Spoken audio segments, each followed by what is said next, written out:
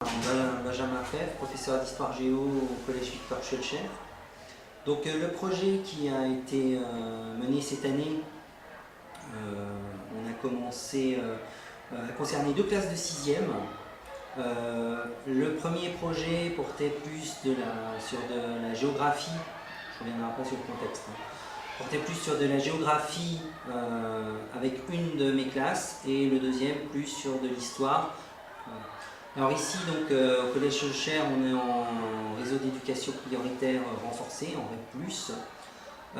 Les deux classes qui étaient concernées, la 6e C et la 6e E, avaient environ 25 élèves chacune. L'objectif de ce projet, c'était d'utiliser l'outil numérique Nomad, donc les tablettes, pour faire aux élèves une narration spatialisée, dont la base était en fait une balade urbaine.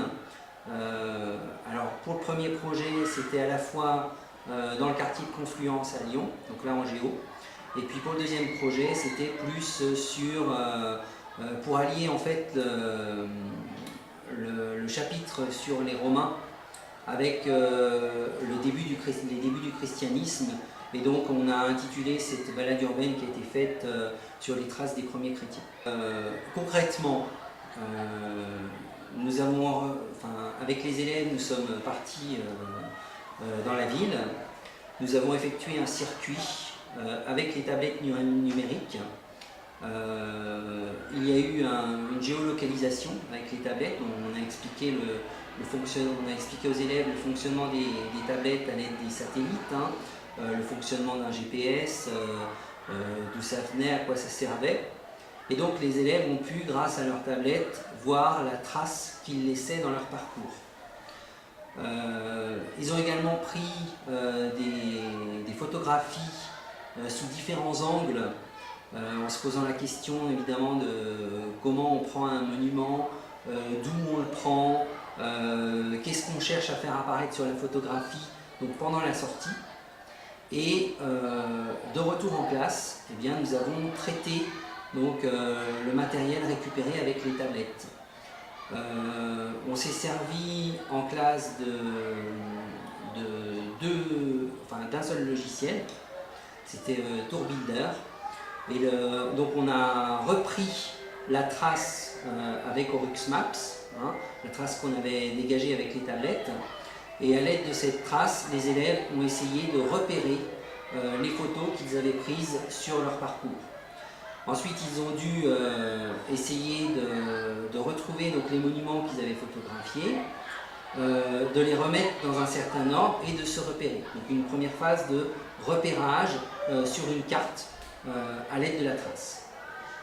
Une fois ce travail réalisé, on leur a demandé à chaque fois, aussi bien en géo qu'en géohistoire, de faire l'exercice de tâches complexes. Ils devaient choisir 5 points qui leur paraissaient intéressants, essayer de classer ces points dans un ordre cohérent pour répondre à la tâche complexe et réaliser une narration spatialisée en classe. Une fois que la narration spatialisée a été faite sur papier, eh bien, on s'est servi de TourBuilder pour faire faire aux élèves donc, le tracé de ces 5 points pour répondre à la tâche complexe. Et ils devaient associer à chaque point une photo et un petit commentaire pour qu'ils puissent être capables de raconter l'espace dans lequel ils s'étaient promenés. Là, c'est la halle Tony Garnier. C'était un ancien abattoir.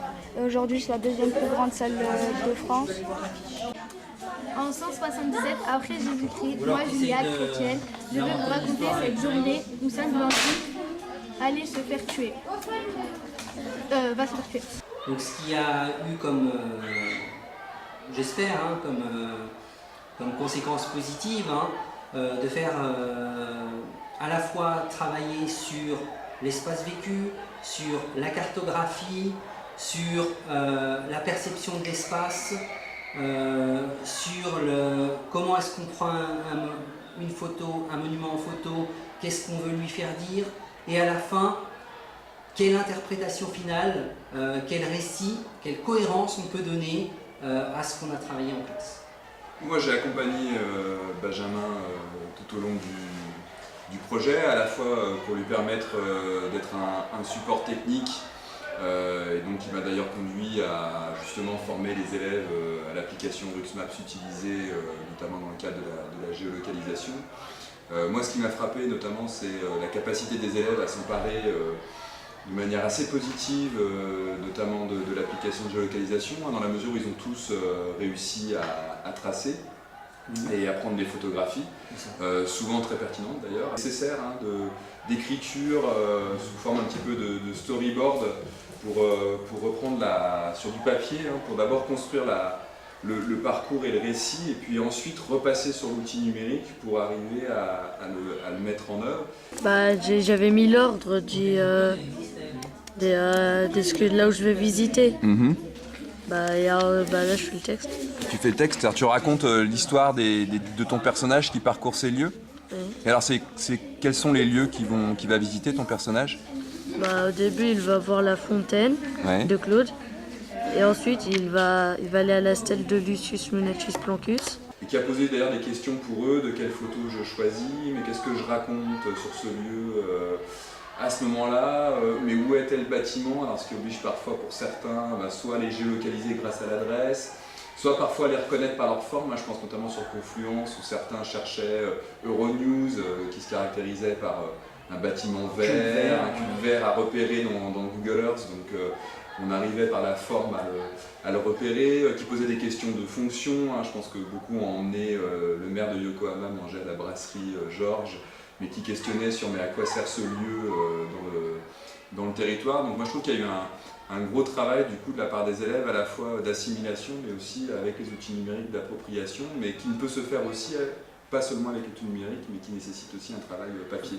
Ce que je voulais dire, c'est qu'avant que je donnais ce document aux élèves, donc qui retrace à peu près la même sortie que celle qu'on a faite cette année, mais je le donnais tout fait.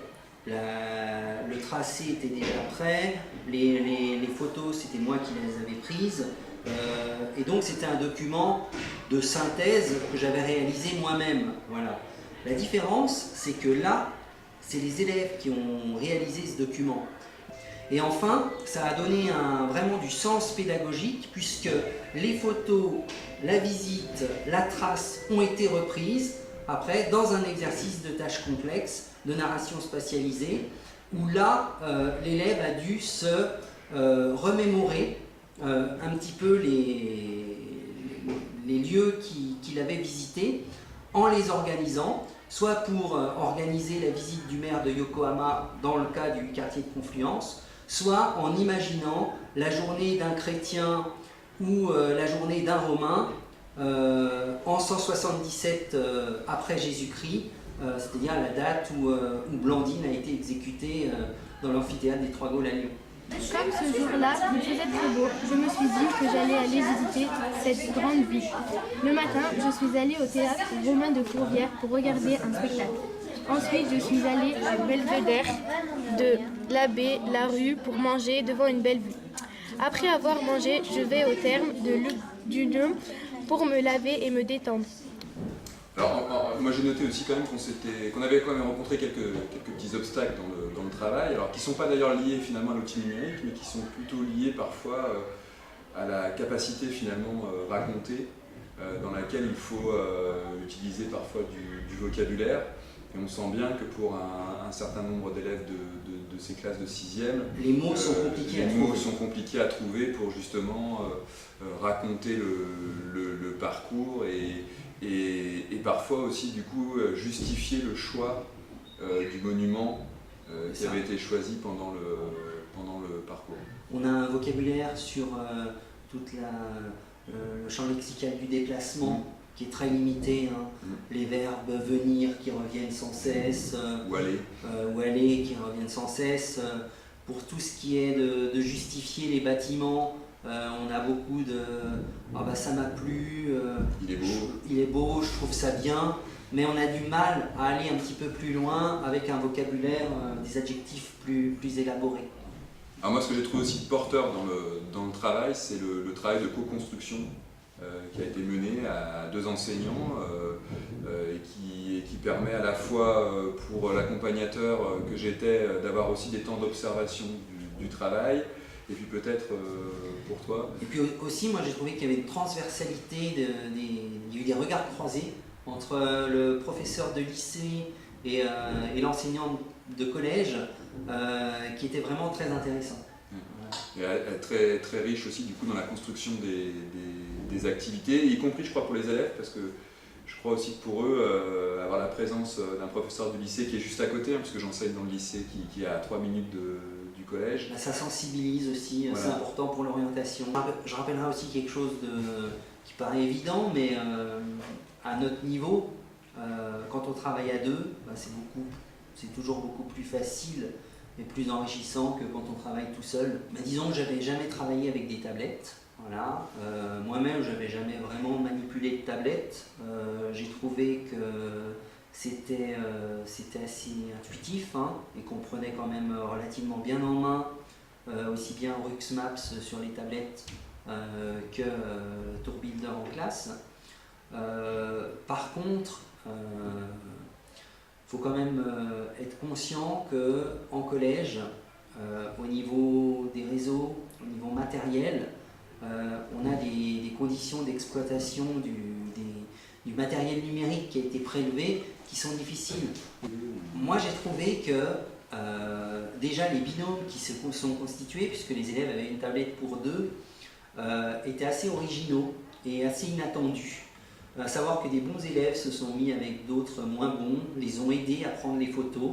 Il y a une certaine complémentarité qui s'est installée sans que je l'ai imposé ou que je l'ai voulu.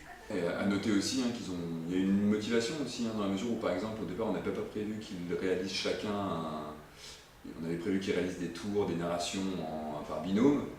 Et finalement, par exemple, les 6e C sur le projet Confluence ont tous voulu réaliser leur propre tour, en fait, hein, oui.